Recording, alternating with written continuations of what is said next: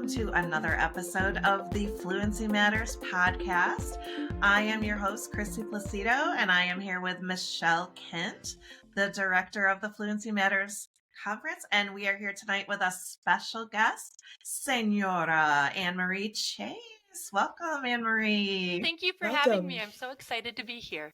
Yay. So I know that you are such an influential person in the world of CI and ADI. And I know personally your blog has always been like a go-to for me. Like whenever I'm just like, I don't know what to do, I feel bored, I need like a little refresher. So I want to just personally thank you for your awesome blog and all your amazing ideas. Oh, thank you, Kristy. That means a lot coming from you. So thank you. Oh, and what is the name of your blog for anybody who's listening? Well, SeñoraChase.com, but really it's Señora because there's no N-Y. So SeñoraChase.com is my blog. That's great. So. Yes, so definitely check it out. Whether you teach Spanish or not, I mean, there are so many activities on her blog. And so tell us a little bit about your own journey as a CI teacher. How did you even get into this? Well, I am a CI teacher because I was a CI student when I was in high school. My high school Spanish teacher was like a very early adopter of TPRS, the teaching, reading, TP proficiency through reading and storytelling. And so in my high school language class, I took 4 years, I took the AP test.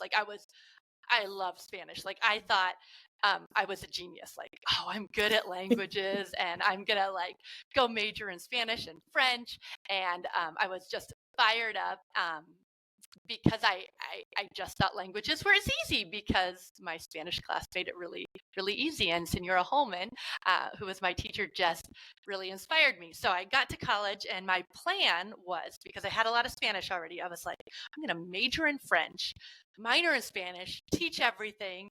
And then I started my first college French class and it was a disaster. Like it was, very traditional and very, like gobs and gobs of vocabulary and memorizing a lot of verbs. And French is so hard with the endings because you don't know which ones you say and which ones you don't, right, Michelle? Right. I struggled so hard and I tried so hard. Like I spent hours trying to memorize lists and verbs and barely scraped out like a C- in my first semester of French. And that was my last semester of French. And I did not end up majoring in French. And it turns out I'm not a language genius, just that teaching with comprehensible input and acquisition-driven methods makes language accessible to everyone. And so when I started teaching 18 years ago, it never crossed my mind that I would do it any other way. So I started teaching with stories like right from the get-go. My very first year of teaching, I went to a Susie Gross conference, and I was like, this is what I want to do, and I want to give my students. So that's how it got started as a CI student. Awesome. I love that. And I feel like now we're starting to see more and more these like second generation CI teachers. And I feel like it's only going to just exponentially grow because we're out there affecting people and making people get excited about learning languages. Totally. And I actually have 3 of my babies who were my students are now Spanish teachers, and one is right next door, and it's the best. Oh my gosh. It's so cool. That's so exciting. That's I love amazing. that. Yes. I love that too. I know. Thank you. So we are really excited to have you coming to the Fluency Matters Conference this summer, and we're kind of out in your neck of the woods, kind of your side of the country in Denver.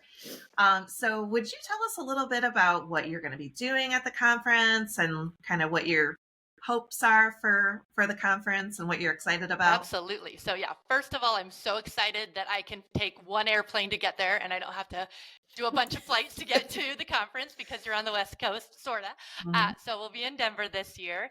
I will be a Strand guide, which is my position that I did last year. And I'm really excited to be back into a Strand guide this year. And for the uninitiated, a Strand guide is kind of, I think about it almost as like a homeroom for Mhm. conference participants. So I will have a number of participants who are attending the conference who will be with me and meet in our group every day and multiple times a day. And it's kind of like our group or our strand will travel together through this conference. Mhm. And being the guide, I will be kind of leading and facilitating that. And the thing I love most about the Strand Guide model is, like, I think the connection piece of conferences is so important, but kind of hard It is. to make happen if you go to a conference by yourself. And Mhm. especially when we think about teachers who are, like one language teacher of their district, or the sole like ADI teacher, and they're kind of like an island on their own. Right. And they come to a conference, and so my big hope and goal in the Strand Guide position is to help them connect, so to like have everyone who's in our group be connected to someone. So not only do they have someone to kind of bounce ideas off through the conference, but after the conference, when they're back in their classroom, like they have their person that they can be emailing or texting and sharing ideas and Right. and processing. So I see that as a big part of my role, is just really being intentional about helping Mhm. participants connect with each other so that they can have that piece. The other thing that I love about the Strand Guide role is kind of flexing and meeting like the needs in my strand or in my homeroom. Last year I had a participant, a teacher who teaches Native American languages, which is so cool. And she came to me and she's like, okay, there's so much good stuff, but there aren't any novels for me to buy. Like how do I make this work in my context? And so it was fabulous that we were able to sit down and talk about ways she can use this without anything that's already created. So, like write and discuss, that was a new technique for her. And then when I kind of surveyed the room, for a lot of people, they weren't familiar with write and discuss. And that is a tool I use often in my classroom. There's a blog post I have written about it if anyone wants to take a look at that. But that was an easy way to say, okay, let's switch what we were planning on doing and let's demo write and discuss, because that's something that will benefit her because she creates text with her students, but for everyone. So I like the flexibility of it. Like, okay, what are the needs in my room right now, and how can I make what can I do to maximize the conference experience, like for the people in my room? So that Strand Guide, that's what I will be doing. We have some great Strand Guides lined up for this year. So that's what I'm going to be doing, and I'm super excited about it. We're so excited to have you again in the role. Thank you. I was really excited when we decided to add that role of Strand Guide. I felt like it just really made things come together. And like you said, it's like a little homeroom. It kind of gives a feeling of community, but in like a smaller setting. And sometimes when you come to a conference and there's so many people there, it can be kind of intimidating. Right, absolutely. To be just like in a sea of people. So I love that it's kind of fostering that community and that connection. And it's a great support for the folks that are there, and how they can interact, but also have a support of understanding what they're watching, what they're seeing, what they're experiencing. And having a person that they can just be like, wait, what about this? What about this? You know what I mean? So it's kind of like the point person when things are like, wait, I didn't understand this, or she said this, but what would that look like in my classroom? It's kind of like a smaller group where we can kind of dissect it and talk about those kind of things. Yeah. I want to circle back to your blog, AnneMarie. Last year, you wrote a wonderful blog post after the conference. Not only were you a Strand Guide, but you also got to do some participating in parts of the conference that were interesting to you. And you did a particular blog post about your experience being a German student in the German language lab that we had going. Could you explain like just kind of a little bit about what your blog was? And it's important because AnneMarie's blog post really, and her conversations with me, got us thinking about offering this kind of experience to everyone at the conference and sort of making it a staple of what we do. So talk to us about that blog, AnneMarie. So I had the opportunity to attend Justin Slocum Bailey's German class. And in previous conferences, I've, done the thing where you drop in and watch, someone teach Mandarin and someone else teach Japanese and someone else, a little bits at a time. But I had never done 4 consecutive days. And so that's what I wanted to do. And so I attended German every day. And that was really cool for me, just to see how masterful Justin is in, planning with the end in mind. Like, he knew where he was going, and every single thing and brain break and all the things he did were so intentional to lead us to being able to read the first chapter of Brandon Brown Wants a Dog, Wut und Hund. I think I haven't thought about that since last July, but it was so neat to be a student in a master teacher's classroom in a language I didn't know. Being brand new, everything was like, oh my gosh, and he would write up the rejoinders, and we did them with our whole hearts, and it was so fun to have that experience. And I agree, Michelle. I think that is going to be so valuable to participants, to be a student, to dedicate to one language that is not the language you teach. Right? The idea is to feel like a student. Starting from zero, and then watching these master teachers, the strategies they're using and the way they're questioning and the ways they're making it comprehensible and giving you loads of repetition without it feeling repetitive. All those little things that ADI teachers do.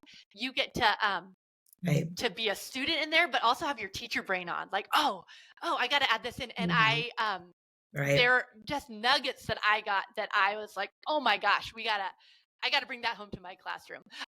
One thing that Justin did is he had us do a timed writing, which of course my kids do timed writings all the time. There's another blog post on that if you are interested in timed writings. But I didn't realize how motivating timed writings can be. That never clicked for me.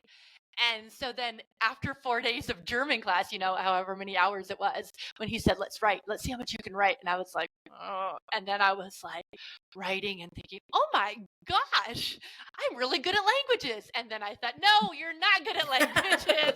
You are good at it's great. Understanding language coming to you that's comprehensible. But it really made me think I need to frame time rights, not as okay, here's something we're going to do again, but oh my gosh, look what you can do. So, it was a great experience watching Justin. And I'm really excited that all of the participants will get that chance to pick a language, stick with it, and just watch how the puzzle pieces all come together. Right. That's going to be really cool.